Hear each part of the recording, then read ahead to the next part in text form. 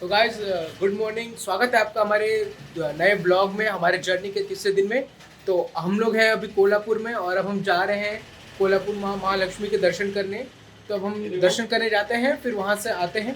तो आपको फिर इस होटल के बारे में और होटल के ओनर से बात करा के आपको सब कुछ बता देंगे, उनका नंबर भी दे देंगे।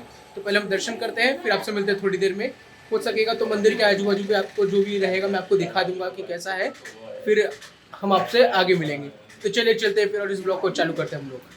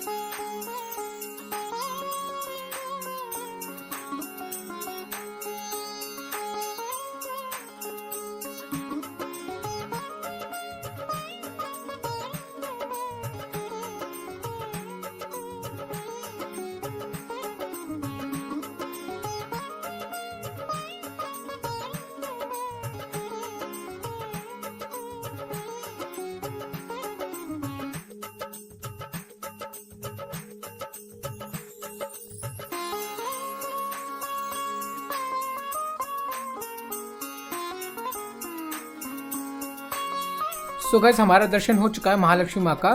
तो मैं अब आपको यहाँ का इतिहास बता देता हूँ कि ये जो कोल्हापुर महालक्ष्मी माँ का मंदिर है, यहाँ पे देवी सती जो है, शिव भगवान की पहली अर्धांगिनी, उनका यहाँ पे हाथ गिरा था, कर गिरा था। तो ये शक्तिपीठ माना जाता है, 51 शक्तिपीठों में से एक ये शक्तिपीठ है। और आप लोग को अगर इसे सारी स्टोरी पता होगी शक्तिपीठ की कि कैसे सारे शक्तिपीठ बने, तो वही है कि यहाँ पे देवी माँ का हाथ गिरा था, कर गिरा था। इसी वजह से इस जगह को, कोल्हापुर को, करवीर नगर भी बोला जाता है। और अगर आपको कोल्हापुर की हिस्ट्री बता दूँ तो छत्रपति शाहूजी महाराज जो थे, शिवाजी के पोते, संभाजी राजे के बेटे, तो जब वो औरंगजेब की कैद से आज़ाद हुए थे, यानी कि औरंगजेब के बेटे ने जब शाहूजी महाराज को आज़ाद किया था, तो शाहूजी महाराज ने अपना जो शासन था वो यही कोल्हापुर से स्टार्ट किया था। क्योंकि जो सतारा यानी कि मराठा एम्पायर का जो कैपिटल था, वहाँ पे ताराबाई अपने बेटे शिवाजी दूसरे के नाम से राज्य कर रही थी, यानी कि शासन कर रही थी। तो शाहूजी महाराज ने यही कोल्हापुर से अपने शासन को चालू किया था। बस इतनी सी हिस्ट्री है इसकी। तो अब हम अभी चलते हैं, नाश्ता कर लेते हैं और फिर अपने होटल में बढ़ते हैं। तो मैं आप लोग को होटल के बारे में भी बता देता हूँ। चलिए फिर आगे बढ़ते हैं। तो गाइस, हम लोग अभी कोल्हापुर महालक्ष्मी माँ का दर्शन करके आ चुके हैं और नाश्ता भी खा लिया। अब हम लोग अपने होटल में हैं और मैं आपको होटल के ओनर से बात कराता हूँ जहाँ पे हम लोग रुके हैं। तो ये होटल जो आपको जैसे बताया मैंने कल रात को, होटल पल्लवी नाम है। तो ओनर है शेट्टी अंकल। अभी मैं आपको उनसे बात कराता हूँ, आपको बता देंगे कि ये होटल किधर है। ठीक है। मैं CM Shetty, hotel Pallavi, Shri Pallavi hotel, Pallavi residency का मालिक बोल रहा हूँ। हमारे वीनस कॉर्नर कोंडा हॉल में हमारे होटल है। स्टेशन और मंदिर के नज़दीक है और मंदिर यहाँ से सिर्फ 1 किलोमीटर है। आप बाय वॉक जाएंगे तो भी 10-15 मिनट में पहुँच जाएंगे आप मंदिर। और आप कुछ इसका एड्रेस कार्ड में इनको दे देता हूँ, देख लिया। तो गाइज, जैसे इन्होंने बताया कि मंदिर से सिर्फ 1 किलोमीटर दूर है, 10-15 मिनट में बाय वॉक मंदिर है। ऐसे हम सुबह से बाय वॉक ही गए थे, सिर्फ हम लोग को 15 मिनट्स लगा था। ये उनका कार्ड है और इसमें उनका नंबर, एड्रेस सब कुछ है। मैं ये नीचे डिस्क्रिप्शन में डाल दूंगा, आप लोग वहाँ से नोट कर लीजिएगा और यहाँ पे आ जाइएगा। बहुत अच्छा होटल है। मैं आपको अभी एक रूम भी दिखा देता हूँ, आपको जहाँ पे हम लोग रुके थे वो रूम भी दिखा देता हूँ कि कितना अच्छा रूम से आके फिर आप लोग यहाँ पे जब भी आए तो यहाँ पे स्टे करिएगा। मैं रिकमेंड करूँगा, अच्छा होटल है ये। तो गाइज, अब मैं आपको वो रूम दिखाता हूँ जिस रूम में मैं रुका था। अच्छे रूम से, मतलब स्पेशियस रूम से। तो मैं आप लोग को दिखा देता हूँ। ये डबल बेड का रूम है मेरा, कि ये डबल बेडरूम है इनका, अच्छे रूम है। और ये यहाँ से बालकनी भी है छोटी सी।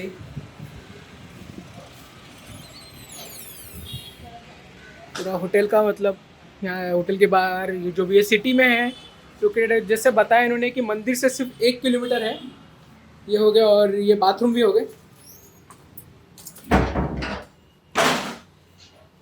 बाथरूम भी इन्होंने अच्छे से किया है। तो ये ये वो रूम है जिसमें मैं रुका था, ये डबल बेड का है। अब इसके बाद देखेंगे यहाँ पे ट्रिपल बेड भी है, वो भी आप लोग को दिखा देता ताकि आप लोग को कन्वीनियंस में जो रूम आप लोग को लेना होगा तब हम ट्रिपल बेड वाला रूम देखेंगे। चलिए फिर देखते हैं वो रूम। देखिए ये 3 बेड का है, बड़ा रूम है, बहुत बड़ा। टीवी है, एसी भी है, इनके सारे रूम्स में एसी है और बालकनी जैसा मेरे रूम में था।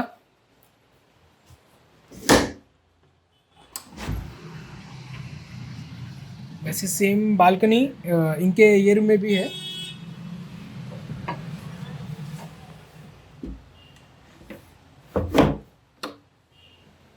इससे रूम देख सकते हैं, बहुत बड़ा रूम है एक्चुअली।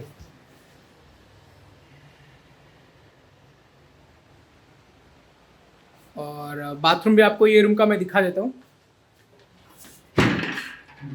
तो ये इनका बाथरूम भी है। तो अब हम चलते हैं, अब हम यहाँ से चलेंगे ज्योतिबा की ओर, जो कि है शिव भगवान के अवतार माने जाते हैं।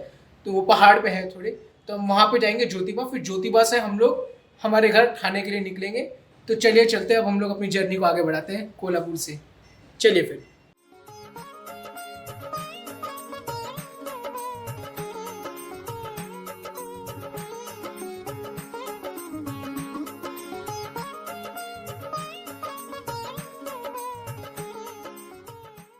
तो गाइज़ अब हम लोग ज्योतिबा में आ चुके हैं और अब हम यहाँ से जा रहे हैं ज्योतिबा भगवान के दर्शन करने। जैसे मैंने आपको बताया ये शिव भगवान के अवतार माने जाते हैं ज्योतिबा महाराज।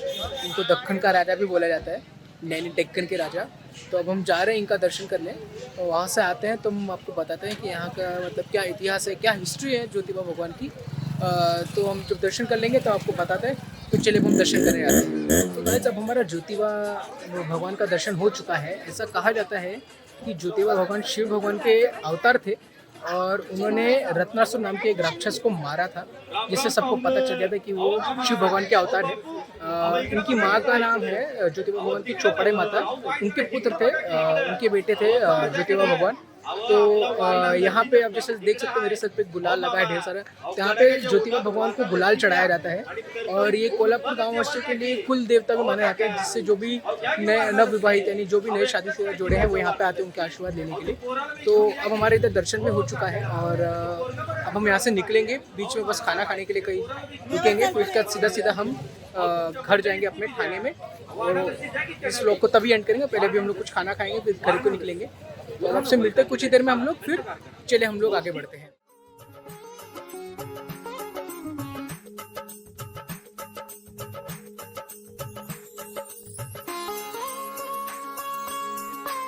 तो गाइस अब हम लोग अपने घर पे आ चुके हैं। बहुत ट्रैवलिंग हो गई, कोल्हापुर से सीधा हम लोग ज्योतिबा से फिर हम लोग इधर आए हैं। तो अब बस हम इस ब्लॉग को इधर ही एंड करते हैं। हमने खाना होटल से ले लिया था, वैसे ज़्यादा भूख थी नहीं, लेकिन हम सोचे कि पार्सल ले लेते हैं, घर पे खा लेंगे।